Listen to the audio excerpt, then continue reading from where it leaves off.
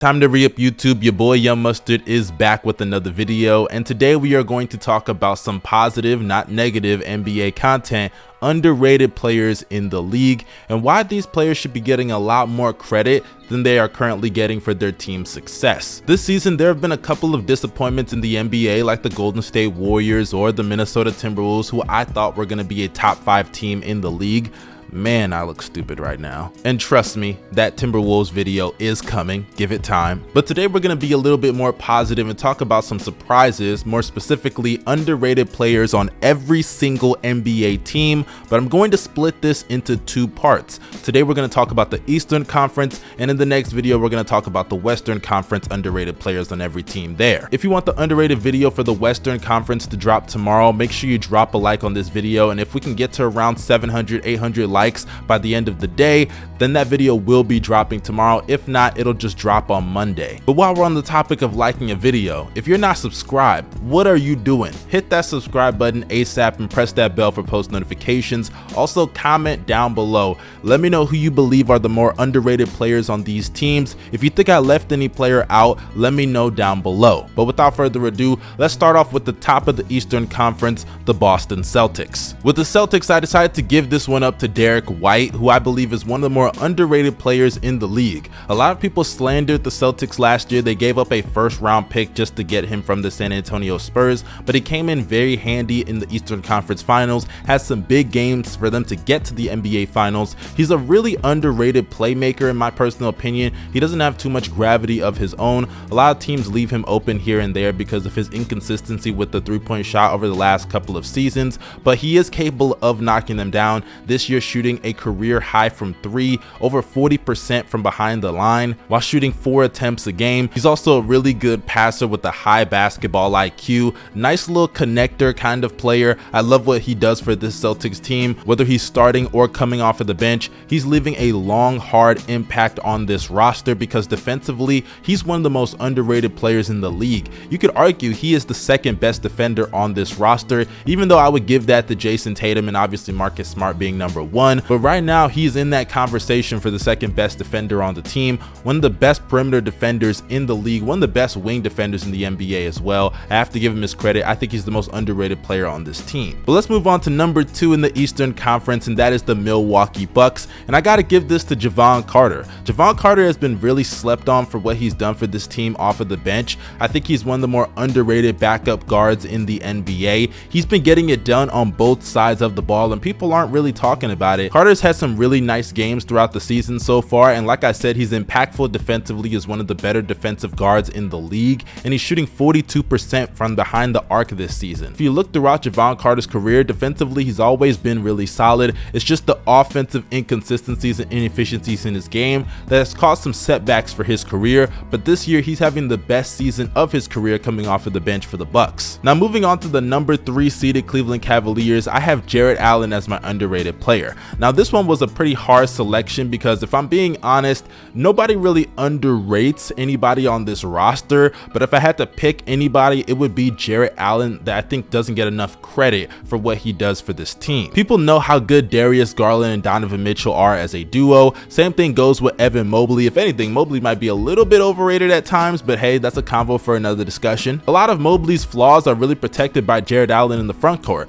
Mobley doesn't have that size and girth down low, but Jarrett Allen does have that. Mobley is not that great of a screen setter, but guess what? Jarrett Allen is. Mobley isn't the best roll man in the league, but Jarrett Allen is right there and one of the best pick and roll bigs in the league, and he's a great defender down low in the post and a nice little solid shot blocker. And we saw last year that when you remove Jarrett Allen from the lineup, it heavily affected this team's overall defense, and Mobley actually played worse at times defensively. But with both of them in that front court, they fit like a glove and they can make up for the flaws of the other, so I definitely think Jarrett Allen deserves a lot more credit than he gets on that team for the Cavaliers' success. Moving on to the next team, we have the Brooklyn Nets. Yes, the Nets are the 4th seed and are kind of on a roll as of late, but people aren't really talking about it much. I got to give this one though to Nicholas Claxton. I'm not gonna lie, he was just kind of the pick by default. A lot of the players on this team are not playing that well, at least when you look at their statistics. And then when you look at Nicholas Claxton, you could argue that he has been their best defender this season, even though Ben Simmons is right there. Don't get me wrong, Ben Simmons is a good defender, but Claxton is actually really good as well. He can switch on the perimeter, he can defend the post a little bit. He kind of struggles with some real bigs, but Claxton is still really solid in my personal opinion and doesn't get enough credit. And like I said, he was the pick by default. So let's move on to the next team. Coming in at number 5, the 5th seed, we got the Philadelphia 76ers, and I'm gonna go with my guy. Y'all, if you've been watching this channel for long, you already know I'm a big fan of Tobias Harris. I don't think he gets enough credit for what he's been doing in this league. A really good shot creator, not great, not amazing, but can create his own shot. In the post, he can be effective on the perimeter. I actually think he's even an underrated passer in this year, averaging around 17 points per game on relatively decent shooting splits, can space the floor, can rebound well. He's just a really nice utility guy that can do it all for you, outside of obviously being a great playmaker. But when you got James Harden right there, Tyrese Maxey, Joel Embiid down low, do you have to be a great playmaker? Let's be honest here. But another thing he does really well for this team is defense. He's a very flexible and switchable defender. He has improved so much on that side of the ball over the last couple of seasons. It's nice to see what Tobias Harris has become, but because of that contract, a lot of people underrate him and they give him these expectations that he's truly never going to live up to the point that now I believe he's underrated. But let's move on to the next team coming in at the 6th seed, and that is the New York Knicks. Now I know a lot of Knicks fans are probably coming for me. They just beat my Bulls, but if you watch my video about the Bulls, you know I'm not very high on them right now, so that really means nothing to me. But overall, shout out to the Knicks. They are having a successful season by their standards, but unfortunately, like I always say, they're gonna get smacked in the first round and be sent home, and everybody's gonna forget about this season because it means nothing in the grand scheme of things. But I would give the most underrated player on this team to Quentin Grimes. I still think he should get a lot more minutes than he gets. He's a really solid three-point shooter and floor spacer and defender, but I understand they have Jalen Brunson on the perimeter, so it's not like they can just put him in the lineups all the time and give him max minutes. But still, I would like to see him get more opportunities, and when those opportunities come, trust me, he is going to make those opportunities work to the best of his ability, and I think he could become a really nice starter in this league. And also, he went to the University of Houston, which I'm going to graduate from next year, so I got to give him his love. Coming in at number 7, we have the Indiana Pacers, and I ain't gonna lie, I'm a little disappointed that they're not trying to just flat out tank, but I get it. They have some nice solid players on the roster. They could trade them this offseason and get some really good assets, and one of those players they could trade is the underrated player, and that's Miles Turner. Miles Turner's stock has probably gone up a lot more than it should because he's having a, I don't want to say fake season because it's better than any season he's ever had, and he's doing things that he realistically should not be able to do. But hey, I gotta give him his credit. He's having a career year, averaging 17 points per game, shooting over 50% from the field, over 40% from 3 on a high volume of amount of attempts. I gotta say, Miles Turner, he's shocking me. His rebounding still sucks, but he's a good shot blocker, and he actually looks like a legit stretch 5. So Lakers, if they come calling to the Indiana Pacers and Miles Turner can keep up this level of play in LA, I ain't gonna lie, Lakers are gonna be a little bit more dangerous at that point, no cap. But as we all know, whenever you go to LA, you start playing worse. So that's that. But moving on to the 8th seed, we got the Miami Heat. They've had a relatively disappointing season, but they are playing better as of late. Tyler Hero just dropped 40 yesterday. Shout out to that man. But the one guy I want to give credit to is Bam Adebayo. I think he has been one of the more underrated players in the NBA over the last couple of seasons, and even I myself have been accused of underrating Bam, and y'all are right. I do underrate Bam at times because his defensive efforts this year have been through the roof. The Heat are still a top 10 defense, and that's despite the losses of guys like Jimmy Butler being in and out the lineup and other guys as well. But Bam has been right there carrying their defense at times. He has the ability to switch out on the perimeter and play great there. He's not just an okay perimeter defender that can switch out occasionally. No, he can go out and defend some of these guards and wings and do just as good of a job as some of the best perimeter defenders in the league. That's just how good he is. And on the interior, he can defend bigs as well. He really is a cheat code defensively and a generational defensive talent, I must say. But offensively, he's actually been having a career season, averaging around 20 and 10 on over 50% shooting from the field. The mid-range game is still a little bit shaky at around 38%, but hopefully it comes along as the season progresses. I love what I've seen from Bam offensively, having the best year of his career, but defensively, man, I think he's still underrated for what he does for this team and just how valuable he is towards their defense. Moving on to the 9th seed, we have the Atlanta Hawks. Didn't I tell y'all the Hawks were still going to be mid? I mean, they literally are the definition of mid. Trey has to definitely play better. He has not been good this season. But hey, I got to give a shout out to AJ Griffin. He's been playing really well this year. I think he's one of the more underrated rookies in this league right now. A lot of people are talking about Paolo and certain other guys, Jaden Ivey, whatever it is. But I got to say, AJ Griffin, that man can move without the basketball. He got his gravity. I ain't gonna lie. He got his gravity. He's a really good three-point shooter, a good defender on that wing, and I think he could become one of the best two-way players in the league. He's already shown the flashes. Shout out to AJ, and props to the Hawks for stealing him. I believe he fell out of the lottery to the 17th pick or something like that, mainly because of the injury concerns. I think he's superseded all of my expectations this year, so I have to say he's the most underrated player on this team right now. Moving on to the 10th seed, the Toronto Raptors. I gotta say, Pascal Siakam, man. Can somebody give Siakam some love outside of me or Raptors fans? Siakam has done a lot for this team. He's lining up at the 5 for them, and he's out there putting up some prime LeBron box score numbers at times. He's averaging like, what, 25, 9, and 9? Please, can somebody give him some love?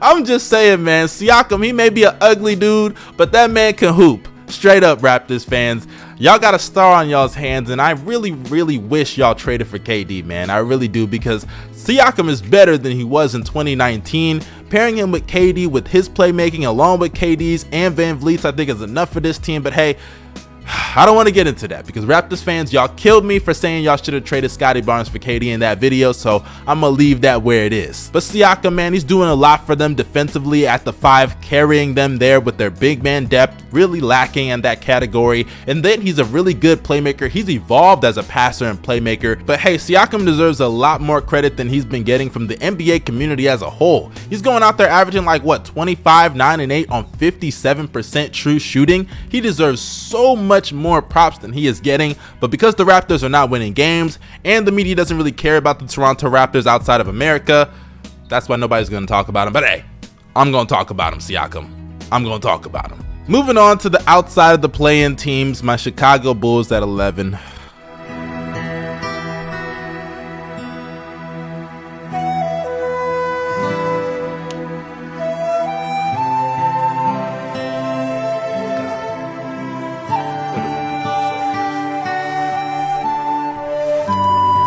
I got Alex Caruso. Now, I'm not going to spend too much time talking about this, because talking about the Bulls gets me really depressed. Caruso, one of the best defenders in the league, one of the best connectors in the NBA. I'm just going to enjoy him while he's here, because I've already seen Steve Kerr say, I would love to have you. Let's move on. Coming in at the 12th seed, we got the Washington Wizards, and Kyle Kuzma. He is a 20-point per game scorer, giving you great defense on that Wizards team. I believe he's the second best player on the roster, and at times he's been the best player on the team, considering that Beal has missed games and been in and out the lineup at times. I gotta say, Kuzma, man, he does not get enough credit for how much he has improved since he's gotten in the league. But now that he's in Washington, a team that isn't a huge market like LA, people aren't even talking about his improvement. He's a really good defender, like I said, can switch and defend multiple positions. He's also a really good passer as well, very underrated in that area. And as a scorer this season, he's having the best year of his career, averaging over 20 points per game on relatively solid shooting splits. There's a reason a lot of teams want him in the trade market right now. Stay tuned, because I ain't gonna lie, Kuzma could really be a huge game changer wherever he goes. If he goes to a team that's a middle of the pack team, he could be the piece that puts them over the top, in my personal opinion. I think the Heat need to be calling. I think a lot of teams need to be calling for Kyle Kuzma right now. But moving on to the next team, we got the Orlando Magic, and I'm going to give this one to Mo Bamba, just because, for one, I don't think anybody truly underrates anyone else on this roster. But Mo Bamba, man, Can the Magic give him some more minutes? I get it, you got Bol. He's been looking like a fake Kevin Durant at times, but let's be honest, bro. Mo Bamba was improving last year. He actually had a really good season for his standards and stayed with the team. Why would you re-sign him and then cut his minutes? It just doesn't make sense to me. Please give that man some opportunities. This is why I didn't want him to go to Orlando in the first place, bro. And he's actually playing well. He's playing solid in those minutes that they're giving him. Please give Mo Bamba a chance. Hashtag give Mo Bamba a chance, please. But moving on to the next team, I'm going to give this one to Killian Hayes, just because Killian Hayes has been playing a lot better as of late. And when I say a lot better, I mean a lot better. He actually looks like he's going to hang on in the league a lot longer than I thought. Moving on to the final team, we have the Charlotte Hornets. And I ain't going to lie, this team is trash. And I'm not talking normal trash. I'm talking dog shit trash. I take shits that look better than the productivity coming out of Charlotte right now. So as you can expect, there really isn't anybody on this team that I think is underrated, but I'm gonna give a little shout out to Jalen McDaniels. I like what he's done this year. He's improved again. I think he's averaging double-digit points per game, solid floor spacer for this team, and a good defender. But yeah, I don't care about the Charlotte Hornets. So that wraps up this video though. If you guys liked it, make sure you drop a like, subscribe to the channel, and press that bell for post notifications. If we can get to around 800 likes by the end of today, I will be dropping part 2 tomorrow. If not, then I'll drop it on Monday. Stay tuned for that. This is your boy Young Mustard signing out. You guys stay safe and have a blessed day. Peace.